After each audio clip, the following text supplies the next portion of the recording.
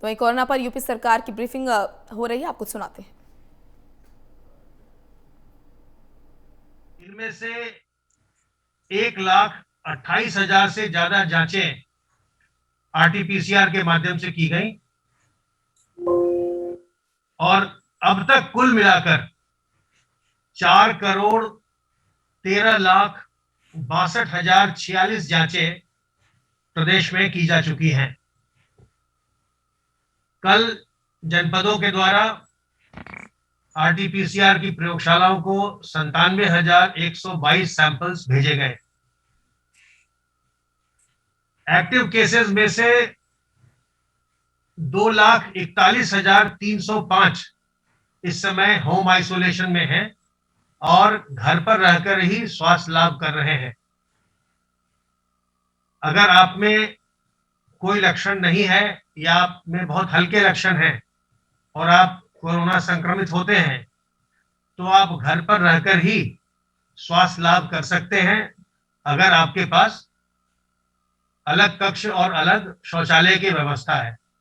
लेकिन इस दौरान आपको अपनी जो निर्धारित दवाइयां हैं वो लगातार खानी चाहिए।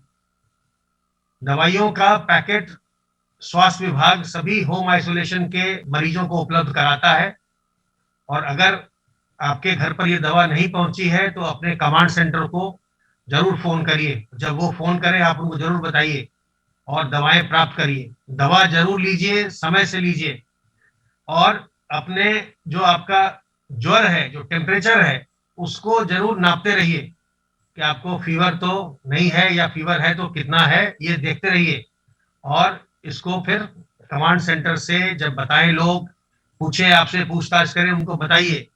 या जो जिले में जो भी हेल्पलाइन नंबर्स दिए गए हों जिनसे आप फोन से डॉक्टर से संपर्क कर सकते हैं, उन नंबर्स पर भी डॉक्टरों की सलाह लीजिए। अपने ऑक्सीजन लेवल को भी पल्स ऑक्सीमीटर से जांच करते रहिए और जब 94 से कम हो तो तत्काल सलाह लीजिए, डॉक्टरों की सलाह लीजिए। घबराए नहीं, सलाह लीजिए और अगर थोड़ा बहुत ऑक्सीजन कम हो रहा हो तो आप पेट के बल भी लेट करके गहरी सांस लें तो आपके ऑक्सीजन का लेवल बढ़ता है। लेकिन जब आपका ऑक्सीजन ज्यादा गिरने लगे तत्काल सलाह लीजिए और अस्पताल में भर्ती हो जाए ताकि आपकी चिकित्सकों की देख रेख में आपका उपचार हो सके।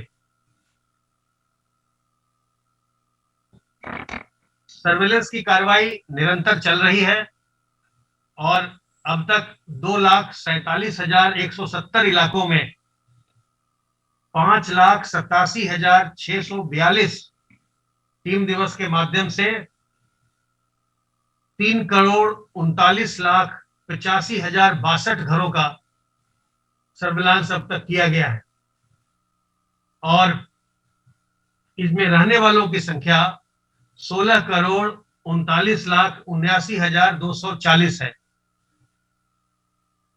वैक्सीनेशन का कार्य लगातार चल रहा है।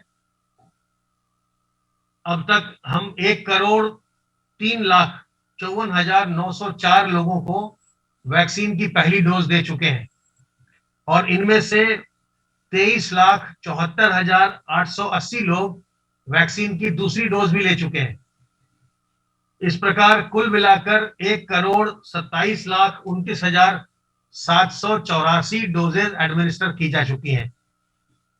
कल से 18 से 44 आयु वर्ग के लोगों का भी वैक्सीनेशन प्रारंभ हुआ है। इस समय हम उसके सॉफ्टवेयर को जांच रहे हैं और इसलिए इसे हम सुचारू रूप से कल हम चला पाए और युवाओं में, युवतियों में बहुत ही जोश रहा और उन्होंने बढ़ चढ़ करके अपना टीकाकरण करवाया। अगले सप्ताह भी प्रतिदिन 18 से 44 वर्ष के लोगों का टीकाकरण 7 जनपदों में कराया जाएगा और बहुत शीघ्र जैसे ही हमारी ये टेस्टिंग सॉफ्टवेयर की कंप्लीट हो जाती है, अति शीघ्र इसे हम प्रदेश के सभी जनपदों में प्रारंभ करेंगे। तो अपनी बारी का इंतजार कीजिए और जैसे ही आपकी बारी आए टीका जरूर लगवाइए।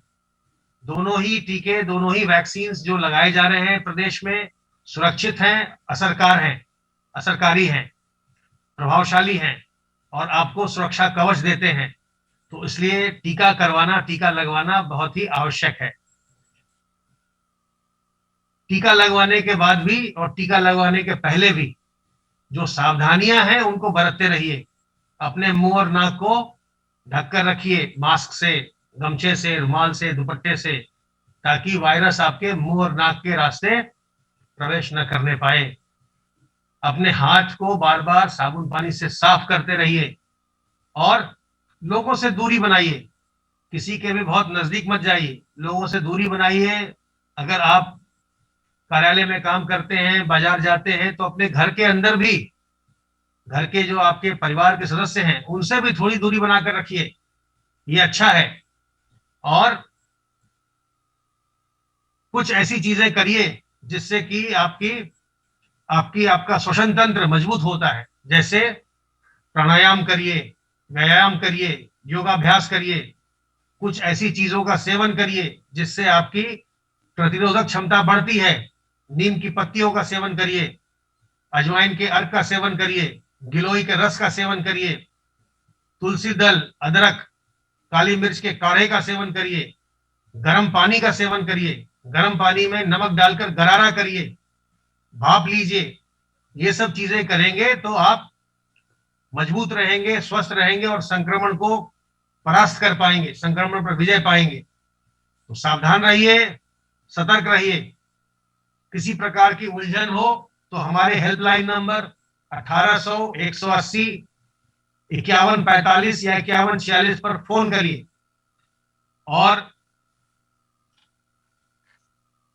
एक और सूचना मैं आपको देना चाहता हूं कि अतिशीघ्र 4 तारीख से हम एक अभियान प्रारंभ करेंगे जिसमें हमारे जो फ्रंटलाइन वर्कर्स हैं ये ग्रामीण क्षेत्र में लोगों के घर घर जाएंगे और 4 से 8 तक, 4 मई से 8 मई तक का हम ये अभियान चलाएंगे, जिसमें जिनमें ज्यादा लक्षण डेवलप हो गए होंगे ऐसे व्यक्तियों को बिना उनके टेस्ट का इंतजार किए उनको दवाइयां भी उपलब्ध कराई जाएंगी। तो आप सबों से मेरा अनुरोध है कि अगर आप में कोविड जैसे लक्षण आ रहे हो तो टेस्ट जरूर करवाइए और टेस्ट के परिणाम की प्रतीक्षा किए बगैर जो होम आइसोलेशन की दवाइयां हैं उनको आप प्रारंभ कर सकते हैं, क्योंकि उनसे आपको लाभ ही होगा और आप बीमारी को बहुत जल्दी नियंत्रित कर पाएंगे। सावधान सतर्क रह करके और हम और आप संयुक्त रूप से एक दूसरे का सहयोग करके प्रदेश में संक्रमण को नियंत्रित रख सकते हैं। संक्रमण मुक्त रहिए, स्वस्थ रहिए और प्रसन्न रहिए। धन्यवाद अमित जी। जैसा अमित जी ने बताया, प्रदेश में कल 24 घंटे में 2,97,000 से अधिक टेस्ट किए गए, सैंपल टेस्ट किए, जो कि एक रिकॉर्ड है। पूरे देश में एक दिन में किसी भी प्रदेश में इतने अधिक टेस्ट नहीं हुए। उनमें से 1,08,000 से अधिक जो है वो आरटीपीसीआर के टेस्ट हैं। ये पुनः मैं दोहराना चाहता हूं कि ये प्रदेश सरकार की जो एक अग्रेसिव ट्रैक, टेस्ट और ट्रीट की जो एक रणनीति कोरोना के खिलाफ बनाई गई है, ये उस रणनीति का परिणाम है कि प्रदेश में अन्य प्रदेशों के मुकाबले जहां की जनसंख्या हमारे उत्तर प्रदेश से आधी है या कम है, उससे भी कम मामले कोरोना के आ रहे हैं। और ये अग्रेसिव टेस्टिंग का ही एक अभियान जो है, जैसे अभी बताया गया, हमारे सभी 90,000 से अधिक राजस्व गांवों में हमारी जो आरआरटीज हैं हर जनपद में और लगभग 90,000 के आसपास जो निगरानी समितियां हैं उनके सहयोग से हर गांव में ये एक चिन्हीकरण अभियान 4 मई से लेकर 8 मई तक चलाया जाएगा, जिसके दौरान सभी हमारी जो आरआरटीज हैं उनको एंटीजन टेस्ट किट भी उपलब्ध कराई जाएगी। यदि किसी व्यक्ति को लक्षण है उन्हें तुरंत मेडिकल किट भी साथ साथ वहीं पर उपलब्ध कराया जाएगा। ये एक एग्रेसिव स्ट्रैटेजी है उत्तर प्रदेश सरकार की, जिससे कि मरीजों को जल्दी से पहचान करके उनका जल्दी से इलाज कराया जाएगा। इसके साथ साथ आपको, जैसे अभी अमित जी ने अवगत कराया, कि प्रदेश में वैक्सीनेशन की, टीकाकरण की बड़ी तेजी से कार्रवाई चल रही है। 18 वर्ष से अधिक के जो हमारे युवा हैं उनका भी टीकाकरण का अभियान तेजी से चलाया जा रहा है। प्रदेश सरकार ने यह भी निर्णय लिया है कि जो उत्तर प्रदेश परिवहन निगम की बसें हैं उनको अब दूसरे प्रदेशों में वो नहीं भेजा जाएगा। उनका जो मूवमेंट है वो भी रिस्ट्रिक्ट किया जा रहा है, ताकि जो सीमित रहे ये जो हमारी संक्रमण की जो मात्रा है। इसके साथ साथ ये भी अवगत कराना है कि पूरे इस अभियान में अधिक से अधिक डॉक्टर, नर्सेज और जो आपका हमारा जो उनका सपोर्टिंग स्टाफ है उसको भर्ती करके उनमें से जो फाइनल ईयर के स्टूडेंट्स हैं, जो पोस्ट ग्रेजुएट के स्टूडेंट्स हैं, जो नर्सिंग के फाइनल ईयर के स्टूडेंट हैं, जो एक्स सर्विसमैन हैं, जो रिटायर्ड हैं, उन सबको जो है काम पे लगाने का मुख्यमंत्री ने निर्देश दिया। और उन्होंने ये भी चिकित्सा विभाग को निर्देश दिया कि वो ऐसी योजना पर काम करे जिसमें कि जो भी हमारे चिकित्सक इस चिकित्सा के क्षेत्र में कोरोना की लड़ाई से लड़ रहे हैं उनको कुछ अतिरिक्त मानदेय भी दिया जाए। इस पे भी एक प्रस्ताव तैयार करने के लिए माननीय मुख्यमंत्री ने निर्देशित किया है। रेमडेसिविर की उपलब्धता बढ़ाई जा रही है। अब लगभग 50,000 वायल रेमडेसिविर के प्रतिदिन उपलब्ध होंगे और उसको सरकारी अस्पतालों के साथ साथ डीएम और सीएमओ के माध्यम से निजी अस्पतालों में भी मरीजों को लगाने के लिए उपलब्ध कराया जाएगा। और ये प्रक्रिया इसलिए कि बाजार में लोगों को महंगा ना मिले, इस क्रम में जो भी सरकारी रेट पर उनको सरकार दर पर खरीद रही है उस दर पर उनको उपलब्ध कराया जाएगा। इसके साथ साथ माननीय मुख्यमंत्री ने ये भी निर्देश दिए हैं कि सीएम हेल्पलाइन से प्रतिदिन कम से कम 50,000 लोगों को कॉल होना चाहिए। अभी वर्तमान में लगभग 38,000 से 40,000 लोगों को प्रतिदिन कॉल किया जा रहा है। उनका ये स्पष्ट निर्देश उन्होंने दिया है कि इस मुख्यमंत्री हेल्पलाइन में जो सबसे एक शालीनता से संवाद होना चाहिए और प्रतिदिन 50,000 लोगों से बात होनी चाहिए। ये भी उनका निर्देश है जो कि उन्होंने स्वास्थ्य मंत्री जी को इस काम के लिए उन्होंने निर्देशित किया है कि जो हमारे 2,41,305 जो हमारे होम आइसोलेशन में लोग रह रहे हैं सबको सरकार की तरफ से मेडिकल किट शीघ्र से शीघ्र उपलब्ध कराया जाए, ताकि वह और उनसे बात भी की जाए, उनका हालचाल भी जाना जाए, उनको प्रॉपरली गाइड किया जाए, उनको ये जानकारी दी जाए कि अगर उनके लक्षणों में कोई अगर किसी प्रकार की कोई परिवर्तन आता है तो वो अगला उनका क्या कदम होना चाहिए। इसके साथ साथ उन्होंने ये भी निर्देश दिया है कि प्रत्येक जनपद में टेली कंसल्टेशन की सुविधा भी उपलब्ध होनी चाहिए और उसको जिला मजिस्ट्रेटों द्वारा समुचित प्रचार प्रसार उसका किया जाए, ताकि कोई भी किसी प्रकार से किसी को भी डॉक्टर से जानकारी लेनी हो तो टेलीफोन के माध्यम से, टेली कंसल्टेशन के माध्यम से वो उसकी जानकारी ले सकता है।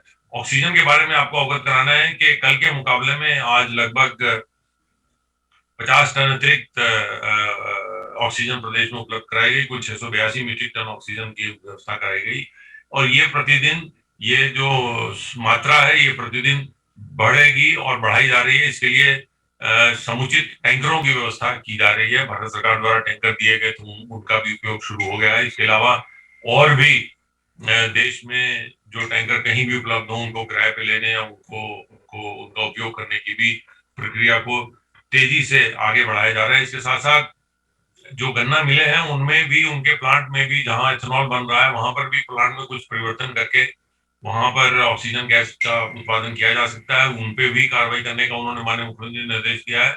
इसके साथ साथ प्रदेश में जो नाइट्रोजन प्लांट है, जो प्लांट नाइट्रोजन बना रहे हैं उनमें भी आईआईटी कानपुर द्वारा ऐसा सुझाव दिया गया, उनमें भी संशोधन करके ऑक्सीजन बनाई जा सकती है, ऑक्सीजन गैस बनाने का भी उसमें व्यवस्था हो सकती है। तो उसमें भी उन्होंने ये निर्देश दिया है। मैं इसके साथ साथ ये भी बताना चाहूंगा कि ये माननीय मुख्यमंत्री जी ने सभी अधिकारियों को और सभी जिलाधिकारियों को, मुख्य चिकित्सा अधिकारियों को निर्देशित किया है कि उनका व्यवहार जनता के प्रति संवेदनशील होना चाहिए। जैसे उन्होंने निर्देशित किया है कि सेक्टर मजिस्ट्रेट की सेक्टर प्रणाली लागू करके ये सुनिश्चित कराया जाए कि कहीं पर भी किसी प्रकार से किसी मरीज को कोई कठिनाई ना हो। इसके साथ साथ उन्होंने ये भी निर्देशित किया था कि यदि कोई मरीज के लिए एक सिलेंडर ले जा रहा है तो उसको सहयोग दिया जाए, उसको किसी प्रकार से उसको परेशान न किया जाए। ऐसे में इस प्रकार के त्रासदी में जनता के साथ अच्छा व्यवहार हमारे कर्मचारियों, अधिकारियों को उन्होंने कहा है कि उनको करना चाहिए। इसके साथ साथ जिस तर्ज पर प्रदेश सरकार में कोविड के नियंत्रण के लिए टीम 9 का गठन किया गया है, उसी की तर्ज पर विकेंद्रीकृत प्रणाली लागू कर हर जिले में हर एक काम के लिए एक एक अधिकारी होना चाहिए। ये सारे काम विकेंद्रीकृत होंगे तो बेहतर तरीके से, तेजी से और अच्छे तरीके से ये कार्य करे जा सकते हैं। बनिस्बत इसके कि सभी काम जिलाधिकारी या मुख्य चिकित्सा अधिकारी अपने पास रखें। वो यदि इसको डेलीगेट करके रखेंगे, विकेंद्रीकृत करके रखेंगे, तो उससे आम जनता को ज्यादा बेहतर लाभ पहुंचा पाएंगे। इसके साथ साथ ये भी मुझे अवगत कराना है कि अभी तक जो है लगभग 72,000 कैंटोनमेंट जोन बने हैं, वो उसमें 1,303 थाना अंतर्गत, उसमें लगभग 2,45,000 जो कोरोना पॉजिटिव लोग हैं उनको कैंटोनमेंट जोन में रह रहे हैं। और इसके साथ साथ ये भी अवगत कराना है कि प्रदेश में औद्योगिक इकाइयां साप्ताहिक बंदी के दौरान भी और किसी प्रकार की बंदी के दौरान भी इस औद्योगिक इकाइयों को बंद नहीं रखा गया, इनको चालू रखा गया। और ये भी पुलिस को, स्थानीय प्रशासन को निर्देशित किया गया है कि जो उनके परिचय पत्र हैं, जो उनके आइडेंटिटी कार्ड हैं, वही जो है इस बंदी के दौरान उनके पास के रूप में काम करेंगे। किसी प्रकार से औद्योगिक उत्पादन नहीं रुकना चाहिए, औद्योगिक गतिविधियां नहीं रुकनी चाहिए। और बड़े औद्योगिक संस्थाओं को ये भी निर्देशित किया गया है कि वह अपने यहाँ कोविड हेल्प डेस्क तो उन्होंने बनाई है, लगभग 72,000 कोविड हेल्प डेस्क बन चुकी हैं। इसके साथ साथ जो बड़े, जहां पर ज्यादा मजदूर श्रमिक काम करते हैं, वहां पर उन्हें कोविड केयर सेंटर भी बनाने के लिए कहा गया है, जहां के 1 या 2 या 10 संख्या पे डिपेंड करता है कि उनके यहाँ क्या संख्या है। जैसे यदि 100 की संख्या है, 100 से अधिक है, तो 10 बेड का एक ऑक्सीजन युक्त एक वो कोविड केयर सेंटर श्रमिकों के लिए बनाए, ताकि अगर किसी को कुछ कम लक्षण भी हो तो उनका वहां पर भी उन्हें उपचार किया जाए। इसके साथ साथ वो किसी डॉक्टर से अपने जो इकाई है उसको संबद्ध करके रखें, ताकि किसी श्रमिक में कोई भी किसी प्रकार का लक्षण पाए जाने पर उसको डॉक्टरी सुविधाएं तुरंत मिले। और वो ऑक्सीजन बेड अगर वहां पर उनके यहाँ रहेगा तो तुरंत उसको मदद मिलेगी। ये प्रक्रिया करने के लिए सभी औद्योगिक, प्रदेश के सभी औद्योगिक संस्थाओं को निर्देशित किया गया है। प्रदेश में कोरोना के संक्रमण के बावजूद किसानों से संबंधित जितनी योजनाएं, उनमें तेजी से काम चल रहा है। उसमें से मुख्यतः गेहूं खरीद का जो एक काम है, बड़ी तेजी से उसको आगे बढ़ाया जा रहा है। ये अवगत कराना था कि कल तक 13,24,000 मीट्रिक टन, जिसका मतलब 132 लाख क्विंटल जो है वो गेहूं की खरीद कर ली गई है। और ये पिछले साल इसी समय, इसी अवधि में जो गेहूं खरीद